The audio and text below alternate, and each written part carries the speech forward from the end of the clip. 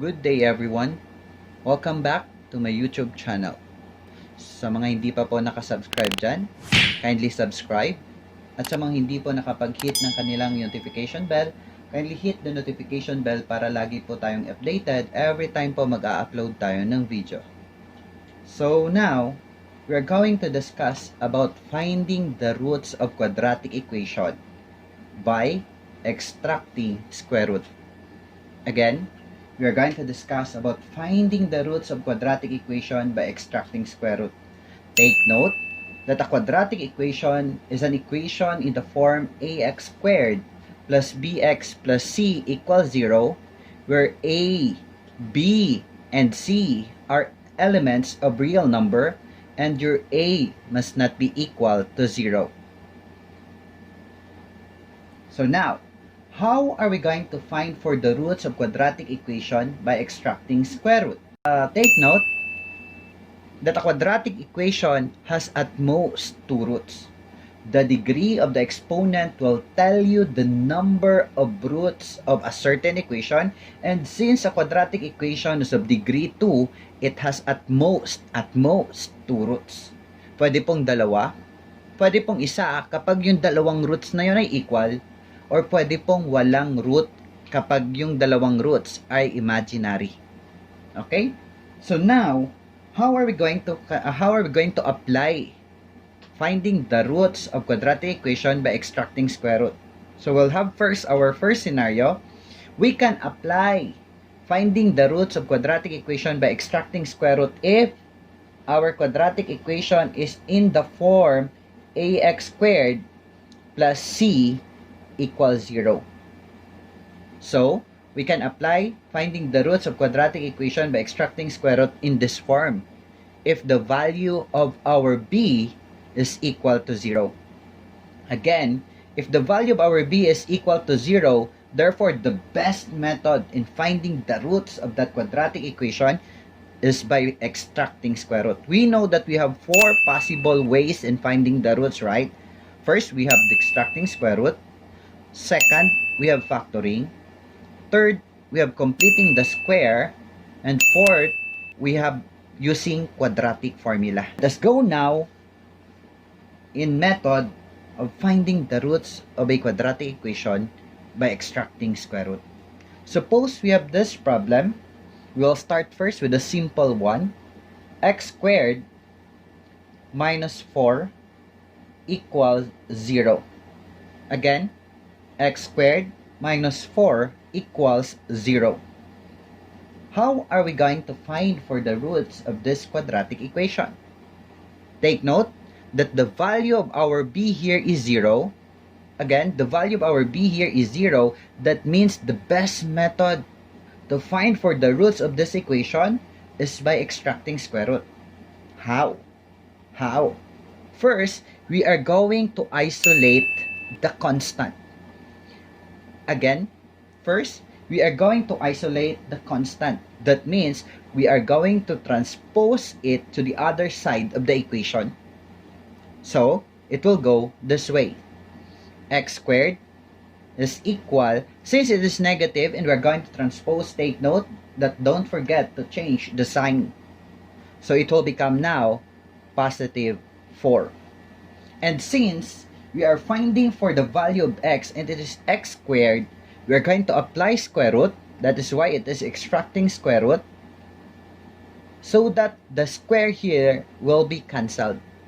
Okay? So now, we'll have now x is equal to the square root of 4, which is equal to the positive negative 2.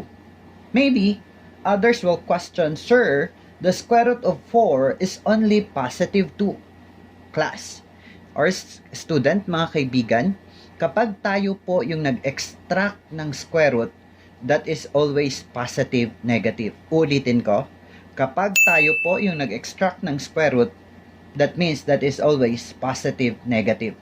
What is the difference kapag tayo yung nag-extract ng square root sa hindi tayo nag-extract ng square root? Suppose we have this problem. Square root of 4. Since we are not the one who extracted the square root and the square root is already there, the only answer here is equal to 2, the natural root, only the positive root. But if the problem is x squared is equal to 4 and you are the ones who extracted the square root, don't forget that it must be positive and negative. Okay? Can you get the difference now? Again, if the square root is already there, we are only going to find for the natural root, which is the positive. But if we are the ones who extracted the square root, that is always positive, negative. So therefore, our answer now, x is equal to positive 2 or x is equal to negative 2. So now, these are now the roots of our quadratic equation x squared minus 4. Maybe others were questioned, sir, is there a way for us to check if our answers are right or wrong? Yes, there will always be a way, class, by checking.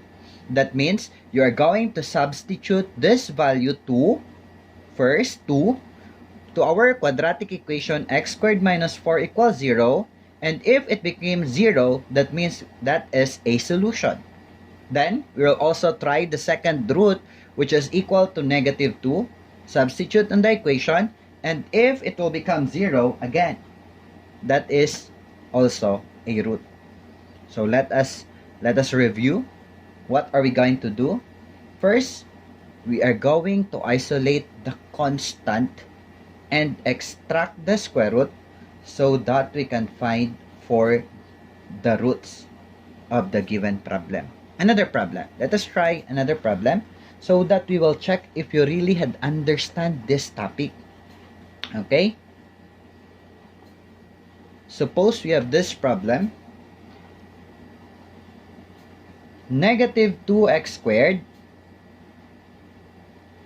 plus 242 is equal to 0. We are tasked to find for the roots of the equation negative 2x squared plus 242 is equal to 0. Since the value of our b in this equation is equal to 0, the best method to find for the roots of this quadratic equation is by extracting square root. First step, we are going to isolate the constant. That means we are going to transpose the constant to the other side of the equation. So it will become now negative 2x squared is equal to negative 242. And since we only wanted for the value of x, so we are going to divide now with negative 2.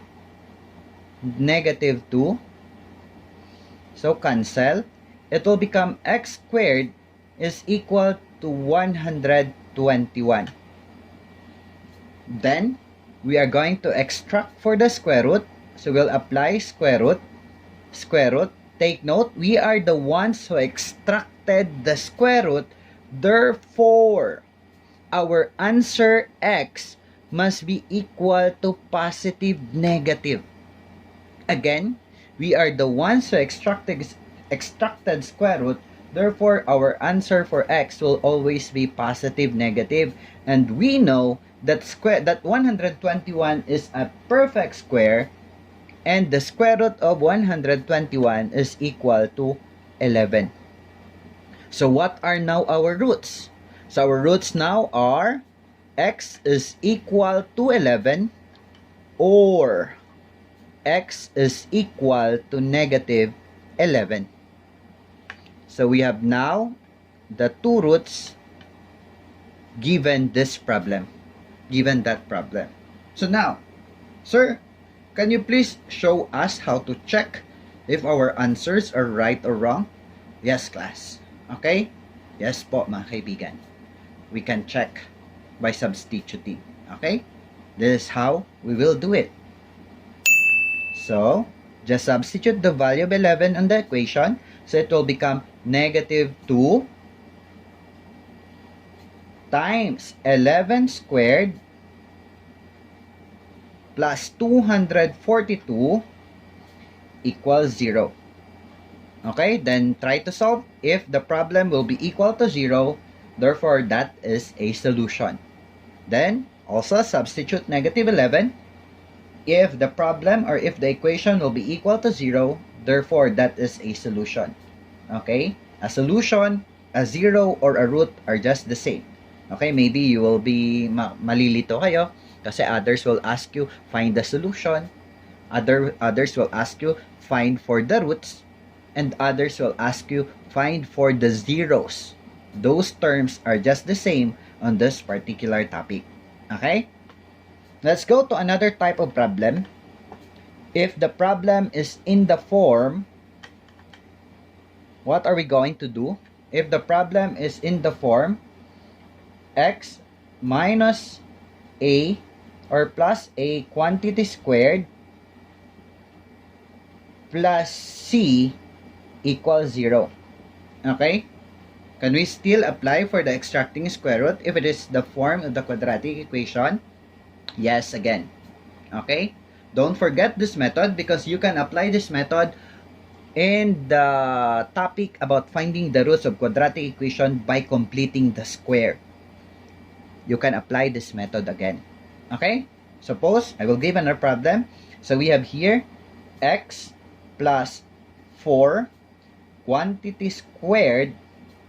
Our c is negative, so minus 6 equals 0. What are we going to do? The same method, class or kaibigan. We are going to isolate the constant. Okay, so it will become x plus 4 quantity squared is equal to, since we are going to isolate this into another part of the equation, so it will become positive 6. So for us to cancel the squared, we are going to extract square root. Take note, we are the ones who extracted the square root rather. Therefore, it is always positive negative. So it will become positive negative square root of 6. And this will become x plus 4. And since we are finding for the value of x, so we are going to transpose the 4 to the other side of the equation. So our x now is equal to the negative 4. Since it is positive, transpose, we are going to change the sign. It will become negative. So negative 4 plus and minus square root of 6. So what are now our solutions? Our solutions now are x is equal to negative 4 plus the square root of 6, or x is equal to negative 4 minus the square root of 6. Okay? So we have now the two roots of this equation, and this method is by extracting square root. Okay? So, if you have questions, just comment on our comment box below para po masagot ko yung mga questions ninyo. And if may mga topic po kayo na gusto ninyong i-discuss natin or i-explain natin, huwag po kayong mahiyang mag-comment sa baba ng mga topics na gusto po ninyong gawan natin ng video. Okay, so that's all for this day. Again, it is best used if the value of our b is equal to 0. Second, if the equation is in this form. Goodbye everyone. Thank you for watching. Kindly like and share the video para po may matutunan din yung mga kaibigan ninyo. God bless everyone. Bye-bye.